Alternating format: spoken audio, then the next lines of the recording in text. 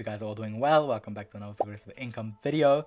Today's a little bit of a different video. I'm just going to be ranking different side hustles and talking a bit about them. So the first one, it's drop shipping. So I've done drop shipping for a while, and it's basically when you find the product for cheap and try upsell it, and you just send it straight from the provider to the buyer. Drop shipping is good, but most people do it badly. But if it's done right, I think it's good. When I did it, I had to do a lot of refunds on PayPal. Yeah, I didn't think about the shipping times, and you just have to really find your right customer and advertise it well. That's why I'm putting drop shipping in the good column. Next, we have Fiverr, or just any freelancing service. So I think freelancing was really popular, and it still is really popular. I think it's pretty good because you can do exactly what you want to do. But in terms of time taking and passive income wise, I would say it's alright. Next, we have Amazon FBA. Amazon FBA is similar to drop shipping, except how it works is you send a lot of products to Amazon at once, and when someone orders, it goes straight from Amazon to their house. It's a big risk because you're sending a bunch of products to Amazon at once, and if no one buys this, then you kind of just bought these products for nothing. So I'm going to put Amazon FBA in alright. Next, we have affiliate marketing. Affiliate marketing